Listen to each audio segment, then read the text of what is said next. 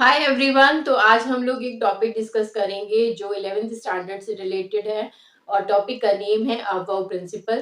तो electronic configuration आज हम मैजिक नंबर से ना करके अबव प्रिंसिपल से अटेम्प्ट करेंगे। ठीक है, तो देखते हैं क्या होता है ये अबव प्रिंसिपल। बच्चों, अबव प्रिंसिपल का मीन्स होता है बिल्डिंग अप। बिल्डिंग अप और बिल्डिंग अप का मीन्स क्या हो गया? बिल्डिंग अप का मीन्स ये हो गया कि आप कोई भी छोटी चीज अटैच करिए, करते जाइए, फिर उसके बाद बड़े की तरफ बढ़ते जाइए। दैट मीन्स कि कभी भी कोई भी स्ट्रक्चर फॉर्म कर रहे हैं तो पहले छोटे छोटे मॉलिक्यूल्स एटम्स को इकट्ठा करिए और उसकी तरफ बढ़ते जाइए। इसका सेंस ये है, हम लोग इसको आबो प्रिंसिपल की कैटेगरी में रखते हैं। लेकिन हम यहाँ पे एटम्स एंड मॉलिक्यूल्स की बात नहीं करते हैं। हम यहाँ पे ये बात करते हैं कि अबव प्रिंसिपल का मतलब होता है in increasing order. Increasing order, बढ़ते हुए क्रम में आपको इसे ले जाना है। दैट मीन्स कि आपको छोटे से बड़े की तरफ जाना है। छोटे से बड़े की तरफ का मतलब हो गया जिसकी पोटेंशियल एनर्जी कम होगी उसकी पहले फिलिंग होगी और उसके बाद उसकी बढ़ती चली जाएगी जिसकी पोटेंशियल एनर्जी ज्यादा होगी। ठीक है, तो कहने का मतलब ये है कि आप वो ये कहता है कि कोई भी इलेक्ट्रॉन जब फिलिंग करता है तो वो सबसे पहले उस शेल में एंट्री करता है, उस सब शेल में एंट्री करता है जहां पर उसकी एनर्जी कम होती है। उसके बाद ग्रेजुअली उसकी फिलिंग होती चली जाती है। ठीक है, तो यहाँ पर आबो प्रिंसिपल को हमने कुछ इस तरीके से एक्सप्लेन करना है।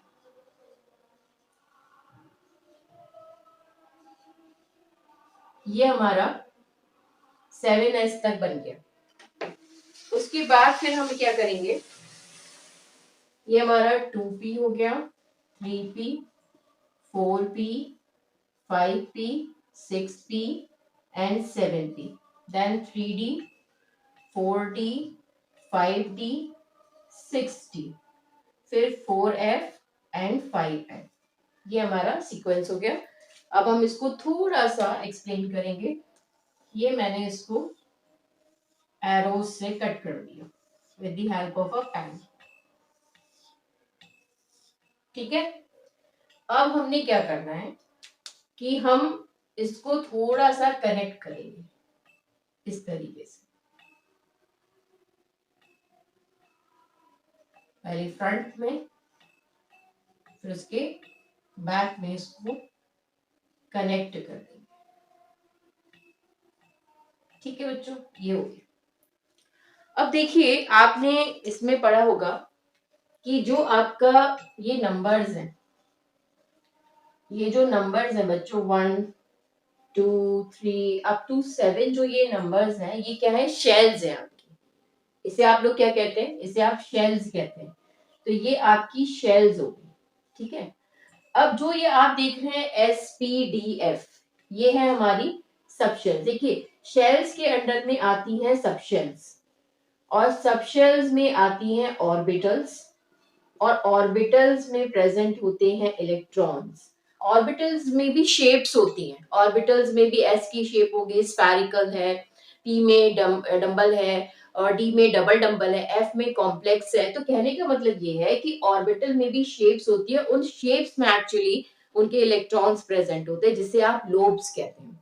ठीक है, तो हमने कहा कि शेल्स है, सबशेल्स है, ऑर्बिटल्स है और इलेक्ट्रॉन्स है। तो हम इसकी बात यहाँ पर नहीं करेंगे, अभी हम इसको स्किप कर देंगे और हम शेल्स देखेंगे, सब शेल्स देखेंगे और इलेक्ट्रॉन्स देखेंगे। जैसे मैं आपको एक एग्जांपल बता देती हूँ। ये 1s मैंने लिखा है, तो ये 1 क्या हो गया? ये आपकी शेल हो गई। s क्या हो गई? आपकी सब शेल हो गई बच्चों।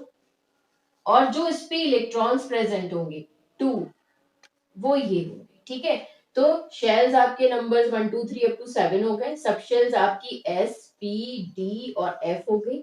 ऑर्बिटल्स S में 1 होती है, P में 3 ऑर्बिटल्स प्रेजेंट होती हैं, D में 5 ऑर्बिटल्स प्रेजेंट होती हैं और F में 7 ऑर्बिटल्स प्रेजेंट होती है बच्चों। 1 2 3 4 5 6 7। ठीक है, दिख रहा होगा। तो ये 7 ऑर्बिटल्स प्रेजेंट है। तो हमने कहा कि इसमें इलेक्ट्रॉन्स कितने हैं?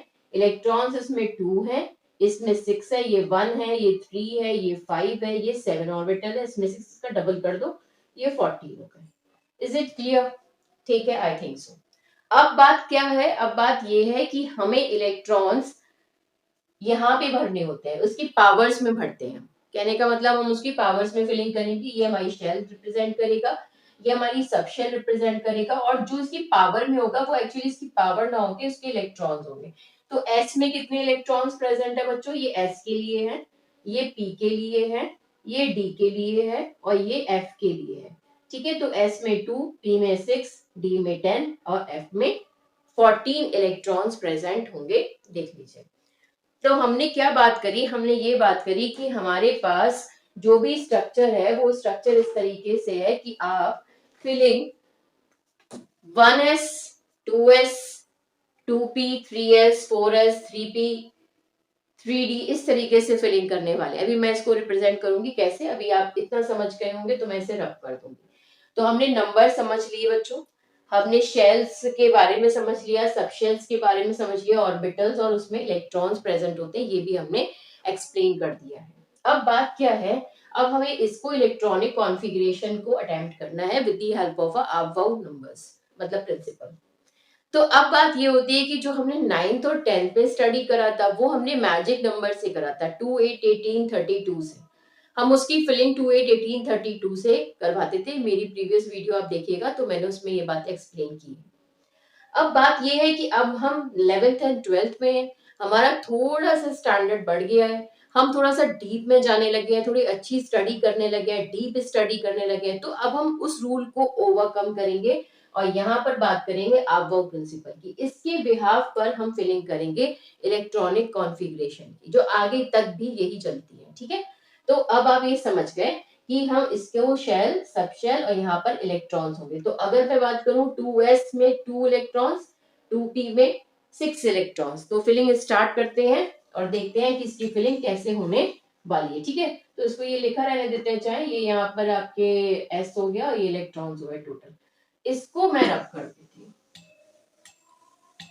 अब इसको मैंने रब कर दिया और अब मैंने इसको सीक्वेंस में लिखा 1s2 2s2 2p6 3s2 3p6 4s2 और 3d10, क्योंकि सीक्वेंस है 1s 2s 3s 4s 5s 6s 7s।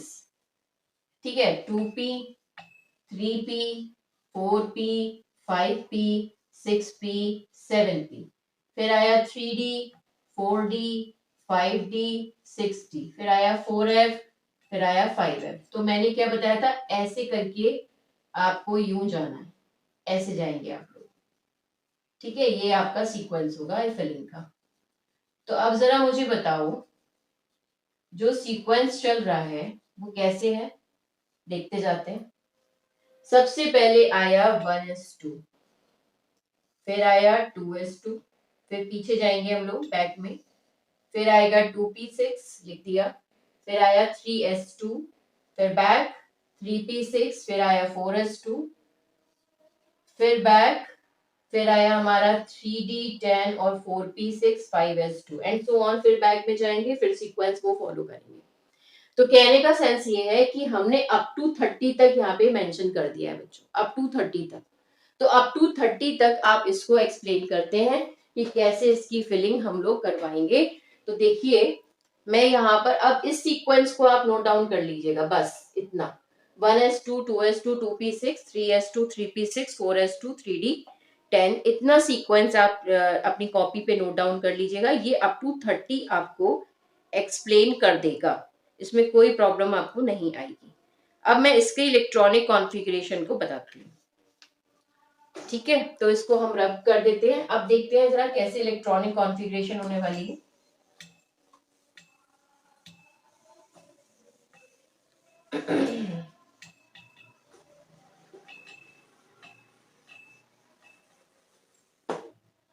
चलिए स्टार्ट करते हैं।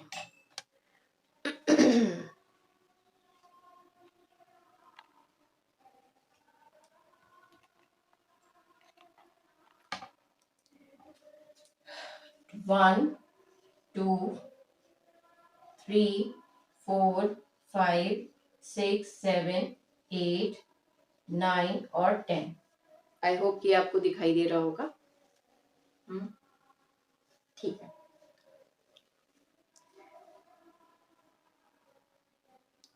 क्लियर है? यहां तक आपको क्लियर हो रहा होगा। अब देखिए, ये 10 तक की बात होगी, फिर 11 12 13 14 15 16 17 18 19 और ये 20। ये हम यहाँ तक फिलिंग करते हैं। ठीक है, पहले हम इसको देखते हैं कि ये क्या कहना चाह रहे हैं। हमारा सीक्वेंस क्या है, हम सीक्वेंस यहाँ पे अभी लिख देते हैं। 1s2 2s2 2p6 3s2 3p6 4s2 3d10। ये हमने सीक्वेंस लिख दिया। अब देखिए, ये हमारे एटॉमिक नंबर है, इसे हम Z से रिप्रेजेंट करेंगे। ठीक है, ये हमारे एटॉमिक नंबर। 1s1 एक इलेक्ट्रॉन है, तो इलेक्ट्रॉन्स कहा जाता है यहाँ पे। 1s 2s 2p 3s 3p 4s 3d change नहीं होगा, आपका बस नंबर चेंज होगा। जो पावर्स है, डेट मीन्स वो पावर्स नहीं है, फिर रिपीट कर रही हूँ, वो इलेक्ट्रॉन्स है। जितना एटॉमिक नंबर्स है वही इलेक्ट्रॉन्स आप वहां पर फिल करेंगे, उतने ही इलेक्ट्रॉन्स आपको फिल करने होंगे। यहाँ पर कितना हो गया 1s2, फिर देखिए 3 इलेक्ट्रॉन्स फिल करने हैं, तो 1s2 2s1 एक इलेक्ट्रॉन जाएगा। 1s2 2s2 1s2 2s2 2p1 6 तक इलेक्ट्रॉन्स फिल करने की कैपेसिटी है, तो हमने 6 तक इलेक्ट्रॉन्स फिल करना। 1s2 2s2 2p2 1s2 2s2 2p3 1s2 2s2 2p4 1s2 2s2 2p5 और 1s2 2s2 2p6। ये हमने 2p6 तक फिलिंग कर दी। ये आई थिंक क्लियर हो रही होगी आपको बात। अब 11 पे आते हैं।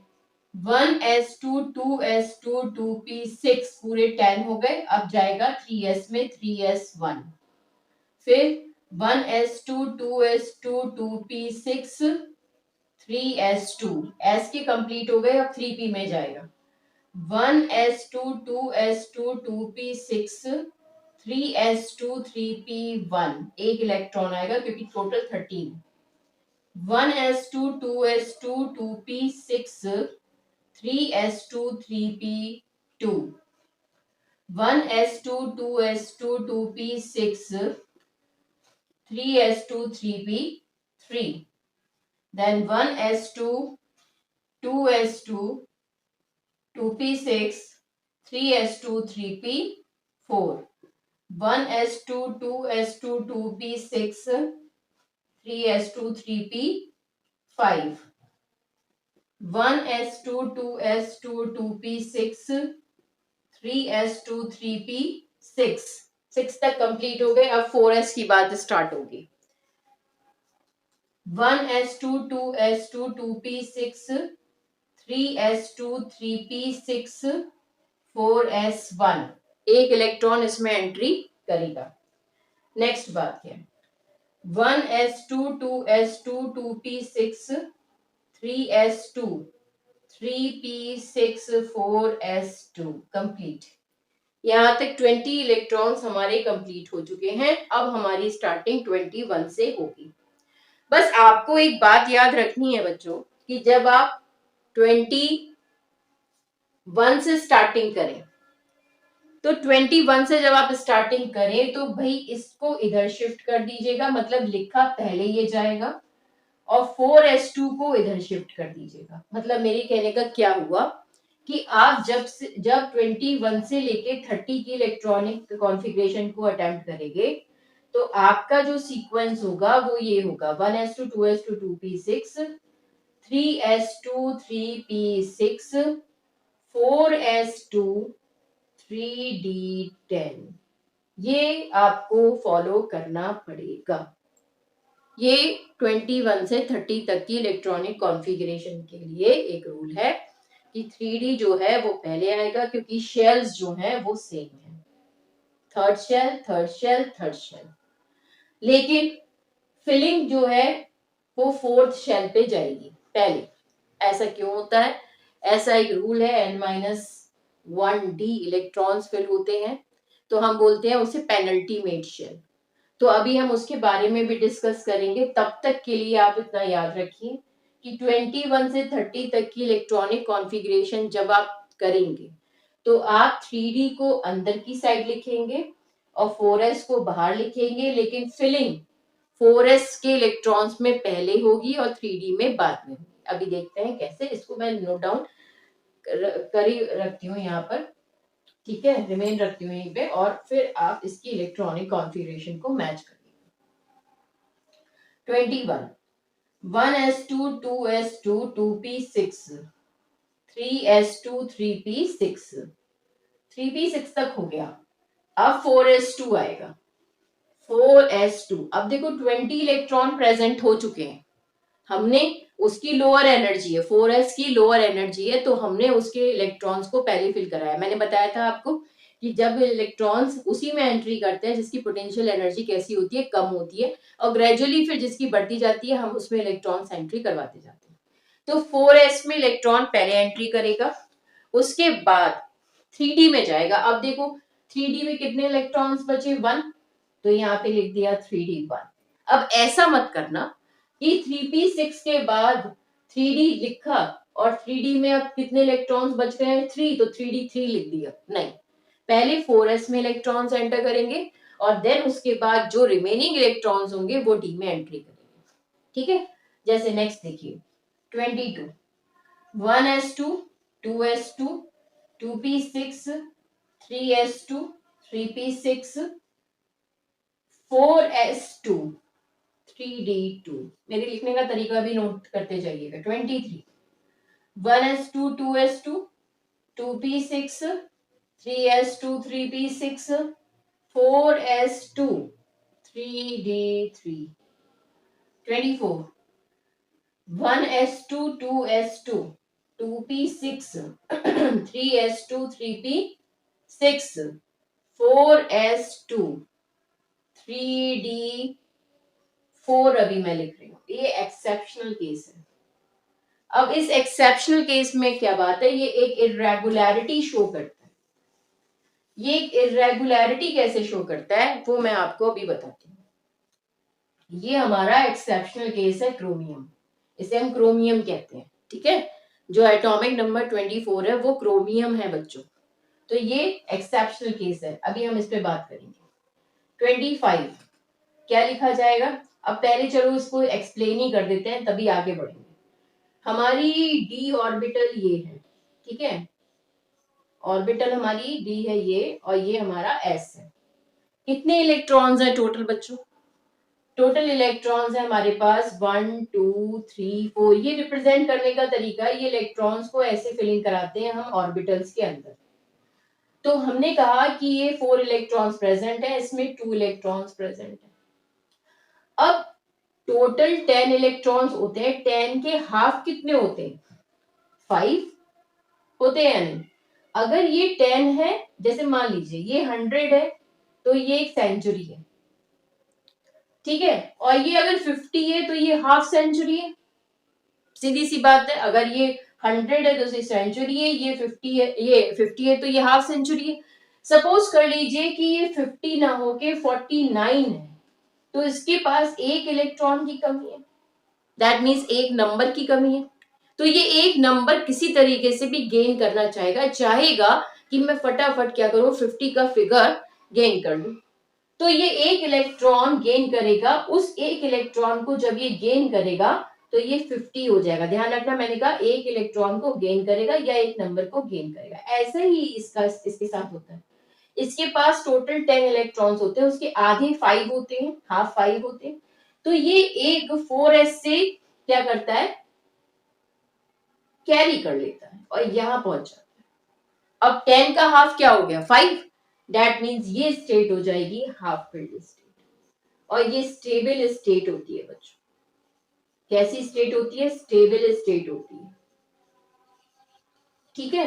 तो ये इरेगुलरिटी है in the trend of atomic configuration. जब हम इसे अटेंड करते हैं तो आपको ये याद रखना पड़ेगा कि क्रोमियम जो है वो हाफ फिल्ड स्टेट को गेन करने के लिए बस एक ही इलेक्ट्रॉन से पीछे है, जिसकी वजह से वो क्या करता है, एक इलेक्ट्रॉन क्या करता है, गेन कर लेता है और वो आगे की तरफ बढ़ जाता है। ठीक है, मैं अपनी बिंदी ठीक कर लूं।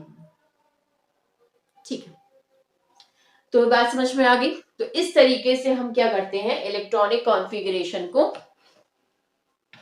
यूज करते हैं। अब बात नेक्स्ट की करते हैं 25 की। हाफ फिल्ड केस से समझ में आ गया होगा। अब 25 है, देखो यहाँ पे 1 करना पड़ेगा, ये आपका 1 हो गया और ये क्या हो गया 5।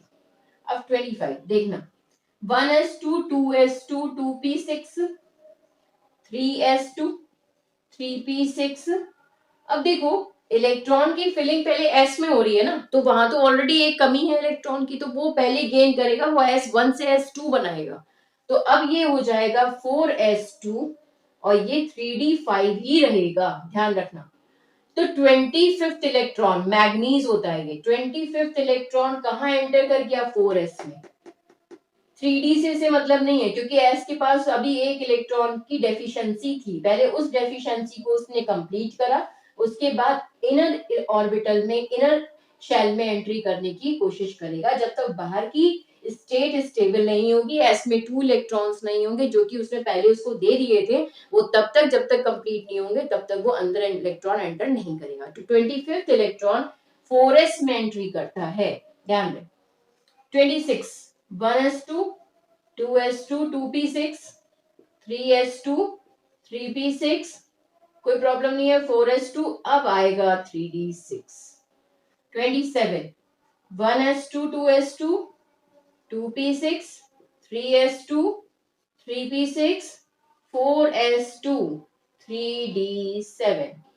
28 देखो, 1s2 2s2 2p6 3s2 3p6 4s2 3d8।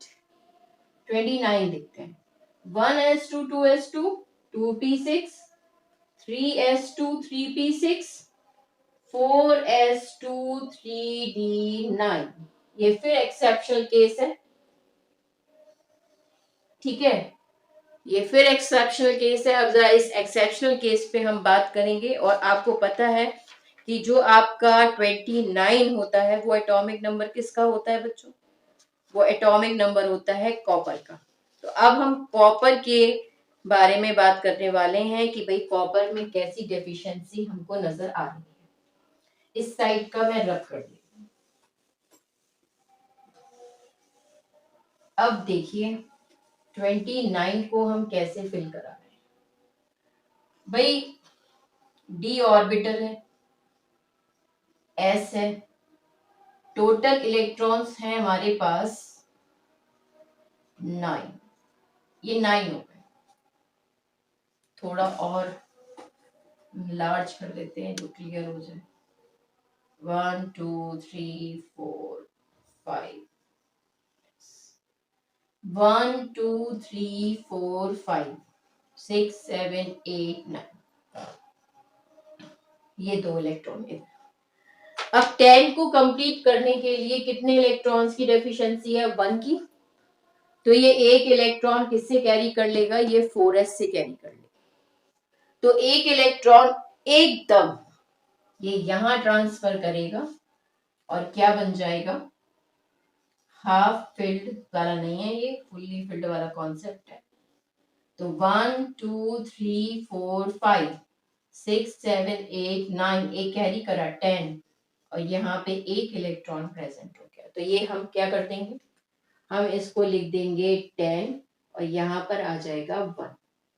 ठीक है, तो एक हमारा एक्सेप्शनल ये है बच्चों, एक एक्सेप्शनल हमारा 24 है। अब हम 30 की बात करते हैं। 1s2 2s2 2p6 3s2 3p6 4s। अब s में एक इलेक्ट्रॉन डेफिशिएंट है क्योंकि वहां पर 1 इलेक्ट्रॉन हमने ट्रांसफर करवाया था, तो ये 4s2 और ये 3d10। ये अप टू 1 to 30 आपकी इलेक्ट्रॉनिक कॉन्फ़िगरेशन हो गई according to the above principle. इसको आप पढ़िएगा, समझिएगा, देखिएगा अच्छे तरीके से। अगर कोई प्रॉब्लम आती है तो मुझे कमेंट बॉक्स में मेंशन करिएगा, मैं उसे एक्सप्लेन कर दूंगी, कोई प्रॉब्लम नहीं। बट दो एक्सेप्शनल चीजें याद रखिएगा, एक है 24 और दूसरी है 29। ये दोनों एक्सेप्शनल चीजें बार बार क्लासेस में पूछ ली जाती है, 11th क्लास में पूछ ली जाती है, इसलिए इस पे फोकस करिएगा, ठीक है। बाकी कोई भी प्रॉब्लम आए तो मुझे कमेंट बॉक्स में मेंशन करिएगा। तब तक के लिए have a good day, thank you.